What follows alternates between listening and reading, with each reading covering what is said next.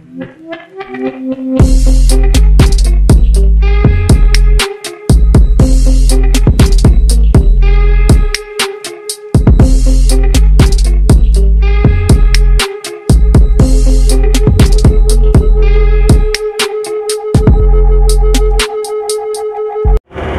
আসসালামু আলাইকুম এভরিবডি। সবাই কেমন আছেন?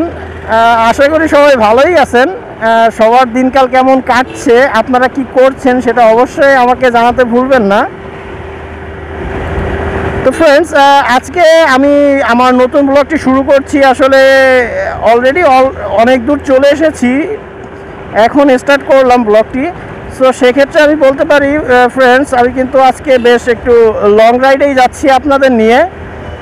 তো কোথায় যাচ্ছি বা কি করছি সেটা অবশ্যই আপনাদের জানাবো। তো জানতে হলে অবশ্যই সাথে থাকবেন।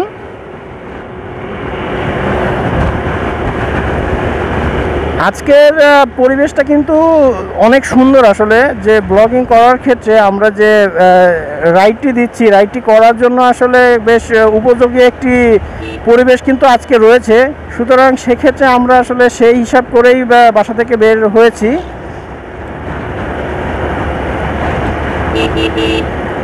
আমি আজকে যে বাইকটি রাইড করছি এটি কিন্তু আসলে যে হিরো হন্ডার হাঙ্ক বাইকটি ছিল বিগত দিনে, সেই বাইকটি আসলে রাইড করছি।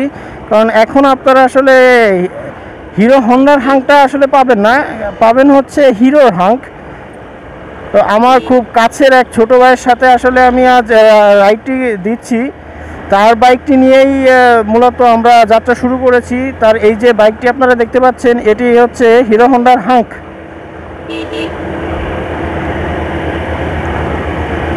এই বাইকের ক্ষেত্রে যদি বলতে হয় তাহলে বলা যায় এমন যে ফ্রেন্ডস, মূলত বিগত যে বাইকগুলো ছিল, যে মানটা ছিল বাইকের, সেক্ষেত্রে এখনকার যে হাঙ্ক এটা কিন্তু আমি চালিয়েও দেখেছি বা রাইড করে দেখছি যে সেক্ষেত্রে কিন্তু অবশ্যই কিন্তু মানের দিক থেকে অনেক ভালো।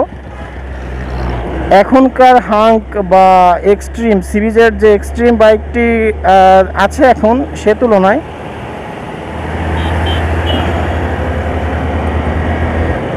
আপনারা যারা আসলে বিগত দিনের যে হাঙ্ক বা সিরিজের বাইকটি চালিয়েছেন আর এখনকার যে হাঙ্ক চালাচ্ছেন, এক্ষেত্রে আপনারাও হয়তো আশা করব যে আপনারা পার্থক্যটা কিছুটা বুঝতে পারবেন।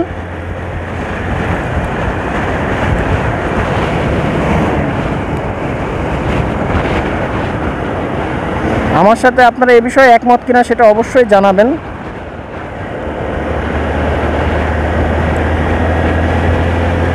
তো গাইজ, আমি মূলত আজ আপনাদের নিয়ে যাচ্ছি যশোর।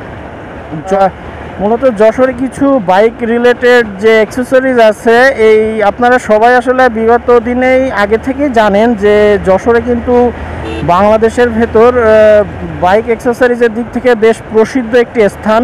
এবং বিভিন্ন জেলা থেকে কিন্তু মানুষ এই বাইকের বিভিন্ন পার্টস বা রেয়ার যে পার্টসগুলো রয়েছে বা অ্যাক্সেসরিজ রয়েছে, এগুলো নিতে কিন্তু তারা যশোর পর্যন্ত চলে আসে। সো আমরাও আসলে খুলনাতেই অনেক কিছুই পাওয়া যায় বাইক রিলেটেড, বাট সেক্ষেত্রে আসলে বেস্ট যদি বলে থাকি তাহলে কিন্তু অবশ্যই যশোর হবে। যে আমার কাছে কি মনে হয়, যশোর এবং ঢাকাতে বংশাল, এই দুইটা স্থান আসলে বাইকের অ্যাক্সেসরিজের স্বর্গরাজ্য হিসেবে বিবেচিত করা হয়ে থাকে। আমি বিভিন্ন ব্লগ হোক বা মোটর বাইক রিলেটেড যে বিষয়গুলো রয়েছে, এগুলোতে আসলে বিগত দিনে দেখেছি যে সব কিছু আমরা যদি সব এক হাতের নাগালে সব ধরনের অ্যাক্সেসরিজ একসাথে পেতে চাই, তাহলে এই দুইটি স্থানই আসলে বেশ উপযোগী। সো আপনারা দেখতে থাকেন। আজকে আমি যশোরের যে বাইক অ্যাক্সেসরিজের মার্কেটগুলো রয়েছে এর ডিটেলস আপনাদের মাঝে দেখানোর চেষ্টা করব। সো দেখতে থাকুন।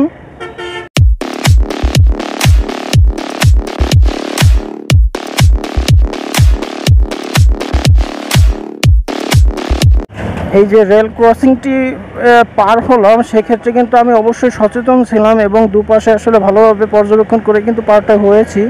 কারণ আমি বেশ কয়েকটি ব্লগে আমার বলেছি যে আসলে আমাদের যে বাইকাররা রয়েছে এক্ষেত্রে অনেক বড় বড় দুর্ঘটনার শিকার হয়েছে এই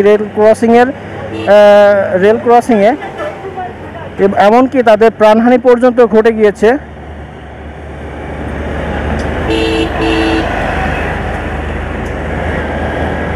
সো আপনাদের কেমন লাগছে আমার সাথে এই জার্নিটা করতে পেরে আপনারা অবশ্যই বলবেন। আপনাদের ভালো লাগা মন্দ লাগাগুলো দুটোই আমার জন্য বেশ গুরুত্বপূর্ণ।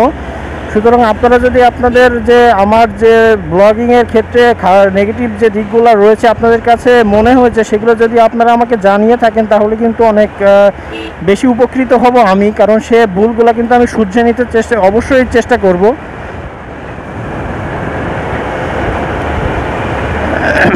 যেটা বলছিলাম যে যশোর এমন একটি আসলে স্থান, যে জায়গা যেখানে কিন্তু আমরা আসলে বাইকের সকল ধরনের অ্যাক্সেসরিজ পেয়ে যাই অনায়াসেই, যত রেয়ারই হোক না কেন। যেমন আমি আপনাদের এক কথা বলতে পারি যে অনেক আগে যে বাইকগুলো ছিল, যেমন হচ্ছে হোন্ডা সিডিআই হোক বা ইয়ামাহা আরএক্স জাপানি বা ইন্ডিয়ান যেটাই হোক না কেন, সেক্ষেত্রে কিন্তু আপনাদের আমি বলবো যে এ ধরনের বাইক কিন্তু এখন পাওয়া যায় না, অনেক আগে মার্কেট আউট হয়ে গিয়েছে। সুতরাং এ ধরনের অ্যাক্সেসরিজ পাওয়াটাও কিন্তু মুশকিল। আপনারা যেখানেই বসবাস করেন না কেন, যেখানেই বসবাস করেন সেই ক্ষেত্রে কিন্তু অবশ্যই একটু খোঁজ নিয়ে দেখতে পারেন যে এ ধরনের পার্টস কিন্তু আপনারা সব জায়গায় পাবেন না। সুতরাং আমি আপনাদের বলতে চাচ্ছি যে আমরা যেখানে যাচ্ছি যে মার্কেটটিতে, সে মার্কেটটি এমনই যেখানে আসলে যে কোনো কিছু পাওয়া যাবে না এমনটি নাই। আপনার যে কোনো ধরনের অ্যাক্সেসরিজ লাগুক, পার্টস বা যে কোনো কিছুই লাগুক না কেন, সেটা কিন্তু অনায়াসে আপনার হাতের নাগালে পেয়ে যাচ্ছেন।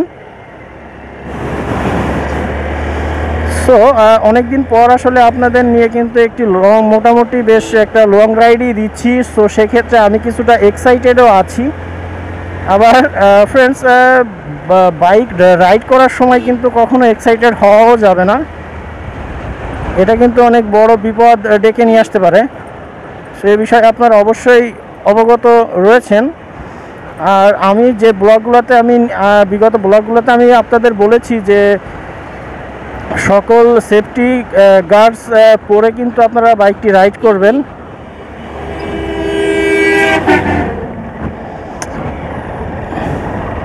যাতে করে কিন্তু আপনারা বিভিন্ন বড় ধরনের যে কোনো বিপদ থেকে আসলে অনায়াসেই মুক্তি লাভ করতে পারেন। যেমন এই যে আপনারা দেখতেই পাচ্ছেন যে আমার গ্লোভস পরা আছে, হেলমেট পরা রয়েছে, এমনকি শু পরা রয়েছে।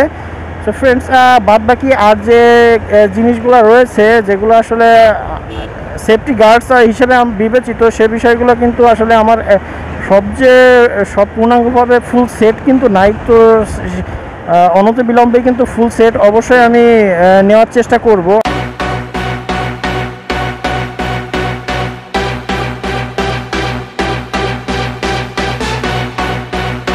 এবং পাশাপাশি আরেকটি কথা আপনাদের বলে রাখতে চাই যে এই যে বাইকটি আমি এখন রাইড করছি, এই বাইকটি কিন্তু আসলে আমার এক খুব কাছের ছোট ভাইয়ের। সো এই বাইকটি নিয়েও আমার একটি ইচ্ছা আছে যে এই এতদিন চলার পরে বা এত কিলোমিটার চলার পরেও এই বাইকটির কন্ডিশন এখন কেমন আছে সে বিষয়টা আমি আপনাদের অবশ্যই একটি রিভিউ দিব।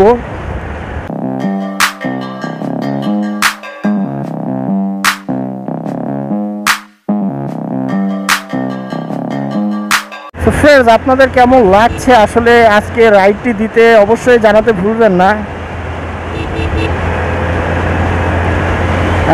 এবং ভবিষ্যতে আপনাদের একটি কথা আমি বলে রাখতে চাই যে খুব রিসেন্টলি কিন্তু আমার একটি প্ল্যান রয়েছে, অনেক দূরে একটি রাইড দিব।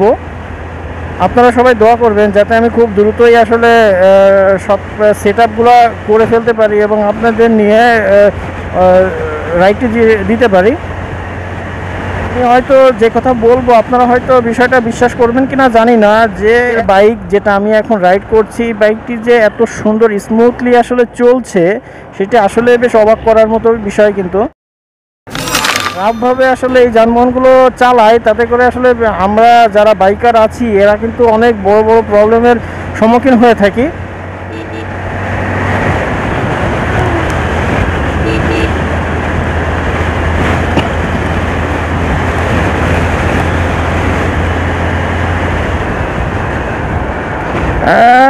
গত দিনগুলোতে কিন্তু আমাদের এইসব অঞ্চলে বেশ বৃষ্টিপাত হয়েছে। সো আজকে সেই হিসেবে আমরা আসলে লাকি যে একটি রাইড দিচ্ছি, সাথে সাথে কোনো বৃষ্টিরও আশঙ্কা দেখছি না।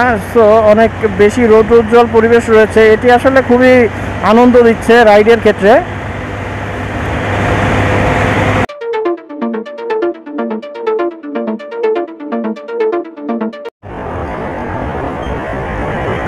এরা আসলে এমন একটি অবস্থা হয়েছে যে এরা আসলে যখন রাস্তাটা পার হয় তখন কিন্তু কোনোভাবেই কোনো কিছু তোয়াক্কাই করে না, আর কোনো দিকে তাকানোর প্রয়োজনও মনে করে না। এই সচেতনতাটা যতদিন পর্যন্ত না আসবে ততদিন কিন্তু এই মহাসড়কে যে দুর্ঘটনা এটি আসলে কোনোভাবেই কমবে না। বাই দ্য ওয়ে, কথা হচ্ছে যেতে যেতে বলতে মনে পড়ে গেল একটি গানের কথা। আপনারা হয়তো জানেন, ওই যেতে যেতে পথে পূর্ণিমা রাতে চাঁদ উঠেছিল গগনে। কথা হচ্ছে সামনে।